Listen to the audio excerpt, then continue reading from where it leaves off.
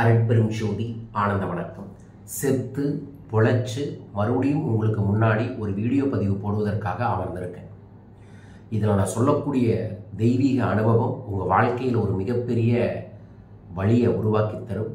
என் வாழ்க்கையில் நான் சாகக்கூடிய சூழ்நிலைகளை பயன்படுத்திய ஒரு சக்திமிக்க மந்திரம், என்னுள்ளிருந்து என்னை காத்த இந்த மந்திரத்தை பற்றியும், இந்த மந்திரத்தால் என்ன பெரிய ஒரு இயற்கையிலேயே ஒரு பெரிய மாற்றம் ஏற்பட்டுச்சு அப்படிங்கிறதையும் இந்த பதிவில் பதிவு செய்கிறேன். என்னோட சன்னோட பிறந்தநாள் கந்தன் அவர்களுக்கு மார்ச் 28 பிறந்தநாள். அதை கொண்டாடுவதற்காக வெளிநாடு போகலான்னு பிளான் பண்ணியிருந்தோம். நான் ஆல்ரெடி மலேசியா ப்ரோக்ராமுக்கும் யாகத்துக்கும் பிளான் பண்ணாங்காட்டிக்கு அதற்கும் கூட்டிகிட்டு போகலான்ட்டு, அவருக்கு வாட்டர் கேமெல்லாம் பிடிக்கும் அப்படிங்கிறதுக்காக பேங்காக் மற்றும் பட்டாயாவுக்கு பிளான் பண்ணியிருந்தோம். கோயம்புத்தூர்லேருந்து கிளம்பி பேங்காக்கு போய் இறங்கியிருந்தோம். நான் ஆல்ரெடி பேங்காக்கில் நிறையா ட்ராவல் பண்ணியிருக்கேன். அங்கே இருக்கக்கூடிய நிறைய புத்தர்கள் டெம்பிளுக்கு போயிருக்கேன், விஸ்வகர்மா ஆலயத்திற்கு போயிருக்கேன், நிறையா தாந்திரிகமான ரகசியங்களை அங்கே போய் கற்றுருக்கேன், ஹீலிங்கை பற்றி நிறைய ஆராய்ச்சி பண்ணியிருக்கேன். இந்த முறை கோயிலுக்கு போக வேண்டாம், இந்த மாதிரி வாட்டருக்கு கூட்டிகிட்டு போகணும், தீம் பார்க் கூட்டிகிட்டு போகணும் போயிருந்தோம்.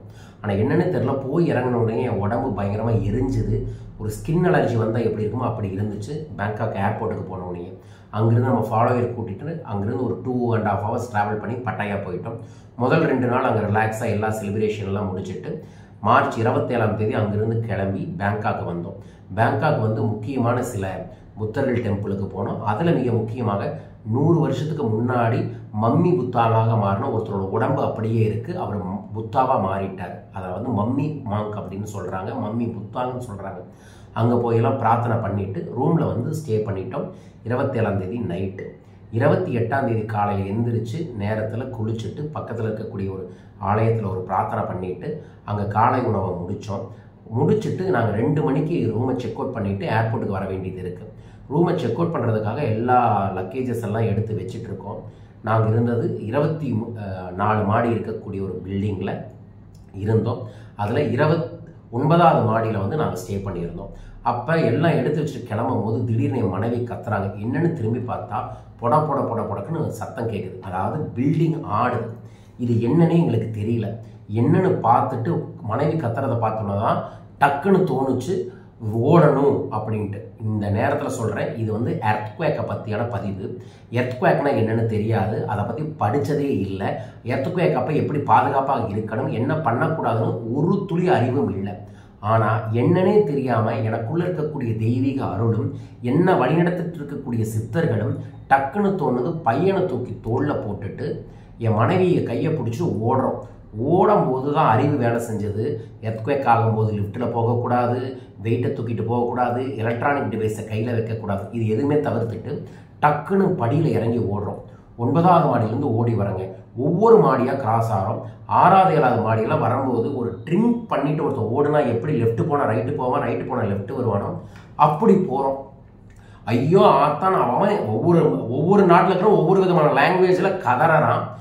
நானும் என் மனைவியும் தெரிஞ்சும் தெரியாமலும் அருட்பெரும் ஜோதின்னு கதறோம். அதாவது என் தொண்டையே அவுட்டு, அந்த அளவுக்கு கதறோம். எனக்கு என் மனைவி பயந்துட்டாங்க, பதட்டம் ஆயிட்டாங்க. எனக்கு பதட்டம் இல்லை, பில்டிங் விட்டு போயிடுவோன்னு ஏதோ ஒரு சக்தி எனக்கு சொல்லுது. ஒரு 6வது மாடிக்கு போகும்போது என்ன ஆகுதுன்னா, அந்த பேய் படத்தில் 2 மாடி இறங்கினோம்னா மறுபடியும் அதே மாடி வரும்ல, அந்த மாதிரியே வருது. ஏன்னா அவ்வளோ பெரிய பில்டிங். ஓடுறோம் 1வது மாடி வரும்போது அருட்பெரும் ஜோதின்னு கத்திக்கிட்டே ஓடி வந்து வாசலில் தம்பியை கீழே வச்சுட்டு படுத்துட்டோம். வெட்ட வெயில் படுத்துட்டோம். ஏன்னா முடியல. 9 மாடி 2 நிமிஷத்துக்கு உள்ளே ஓடி வரோம். இந்த எர்த்குவேக்கே 2 நிமிஷம் ஏற்பட்டுச்சு. மோர் தென் 7.5 அதாவது ஹெக்டார் சம்திங் சொல்கிறாங்க. அதில் வைப்ரேட் ஆகுது. அதெல்லாம் பின்னாடி தெரிஞ்சது எவ்வளோ ஃப்ரீக்குவன்சி ஆச்சுன்னு. அந்த ஆட்டத்தில் வந்து உட்கார்ந்ததுக்கப்புறம் தான் நிறைய பேர் சொல்கிறாங்க இது எர்த்குவேக்கு அப்படின்னு. அதுக்கப்புறம் தான் இது எர்த்குவேக்குன்னே தெரியும். நாங்கள் பயந்துட்டு இந்த பில்டிங்கில் ஏதோ ப்ராப்ளம் நினச்சிட்டு ஓடி வந்தோம். இதில் என்னென்னா உயிரே போயிருக்கணும். ஏன்னா இந்த அளவு எர்த்குவேக்கே தான் மியான்மரில் ஏற்பட்டுச்சு. இல்லை ஆயிரக்கணக்கான மக்கள் செத்துட்டாங்க, நூற்றுக்கணக்கான பில்டிங் உடஞ்சி போயிடுச்சு. பேங்காக்கில் நாங்கள் இருந்த 1 கிலோமீட்டருக்கு அந்த இருக்கக்கூடிய ஒரு புதுசாக கட்டிட்டு இருந்த பில்டிங் உடஞ்சி அதில் இருக்கக்கூடிய 70 பேர் செத்தாங்க. ஆனால் நாங்கள் இருந்த பில்டிங்கில் ஒன்றுமே ஆகலை. பேங்காக்லேயே அதிகமாக ஒன்றுமே ஆகலை. டிராஃபிக் ஜாம் ஆச்சு. நிறையா பில்டிங்கில் இருந்தவங்க பதட்டமானாங்க.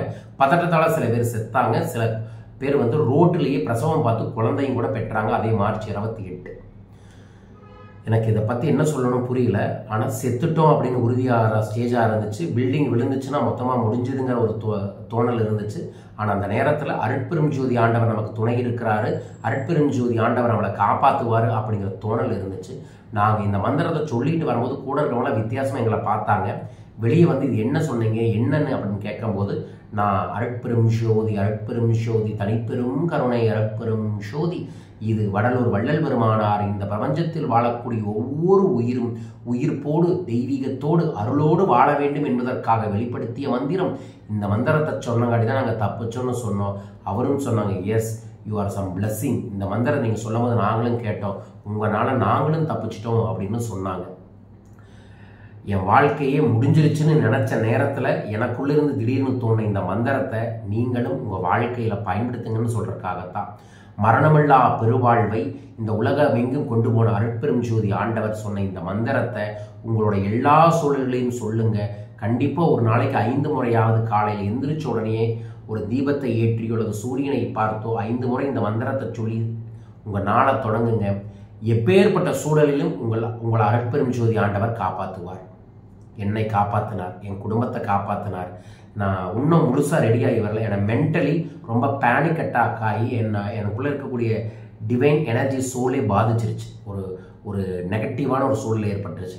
அதை கொஞ்சம் கொஞ்சமாக இப்போ தான் ரெக்கவர் ஆகி சில மந்திரங்களை சில பூஜைகளை பரிகாரங்களை செஞ்சு ரெடி ஆகிட்டு வரேன். ஸோ நீங்கள் உங்கள் வாழ்க்கையில் எந்த சூழலையும் இந்த மந்திரத்தை பயன்படுத்துங்க, அவர் உங்களை காப்பாற்றுவார். நான் மார்ச் 28 என் பையனோட பிறந்த நாள். ஆனால் எங்கள் குடும்பத்துக்கே அன்றைக்கி தான் பிறந்த நாள்னு நாங்கள் நம்புகிறோம். ஏன்னா குடும்பத்தோட பிழைச்சது. அதில் இருந்து முழுசாக இன்னும் வெளியே வர முடியல. வெளியிருக்கிற நம்ம எங்கேயாவது நியூஸ் பார்த்தோம்னா இது ஏதோ ஒரு இன்சிடென்ட். நிறைய பேருக்கு ஃபோன் பண்ணும்போது பயங்கர எக்ஸ்பீரியன்ஸில் அப்படின்னாங்க. இங்கே எக்ஸ்பீரியன்ஸ் என்ன ஆச்சுன்னு எங்களுக்கு தான் தெரியும். என் முகமே இன்னும் வாடி இருக்கு. இன்னும் அதுலேருந்து நான் வெளியே வர முடியல. ஸோ எர்த்குவேக் வந்து பல உயிர்கள் ஆயிடுச்சு. இது ஏதோ இலுமினாட்டிகள் பண்ணாங்க, செயற்கையாக பண்ணாங்கன்னு என்னென்னமோ சொல்கிறாங்க. என்னமோ உயிர் போனது தான், மறுபடியும் கிடைக்காதா.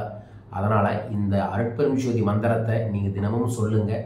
இந்த மாதிரியான சூழலில் என்னை காப்பாற்றின என் குலதெய்வம், என்னோட குருமார்கள், சித்தர்கள், குபேரர்கள், எனக்காக நிறைய ஃபாலோவர்ஸ் ப்ரே பண்ணாங்க. நிறைய பேர் எனக்கு தனிப்பட்ட முறையில் வாட்ஸ்அப்பில் மெசேஜ் பண்ணியிருந்தாங்க. அவங்க எல்லாத்துக்குமே நன்றிகளை கூடிய சொல்லிக்கிறேன்.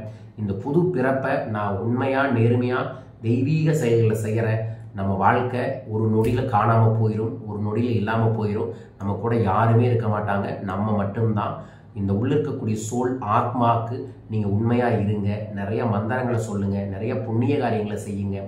மன திருப்தியோட எல்லா காரியங்களும் செஞ்சு நீங்கள் நல்லா இருக்கணும் அப்படிங்கிறதுக்காக இந்த பதிவு செய்கிறேன். அருட்பெரும் ஜோதி மந்திரத்தை இன்னிலேருந்து பிடிச்சிக்கோங்க. எல்லாம் நல்லது நடக்கும். இந்த சூழலிலிருந்து மிக விரைவில் நானும் வெளியே வந்துடுவேன். வந்து நிறைய விஷயங்கள் இந்த பூலோகத்திற்கு பயனுள்ளதாக, இந்த உலகத்திற்கு நன்மை இருக்கக்கூடிய நமது சித்தர்களின் பேரையும் புகழையும் கொண்டு போய் சேர்த்துவேன் என்பதை இந்த பதிவின் மூலமாக நான் பதிவு செய்கிறேன். மீண்டும் ஒரு நல் பதிவில் உங்களை சந்திக்கின்றேன். வாழ்க அருட்பெரும் ஜோதி.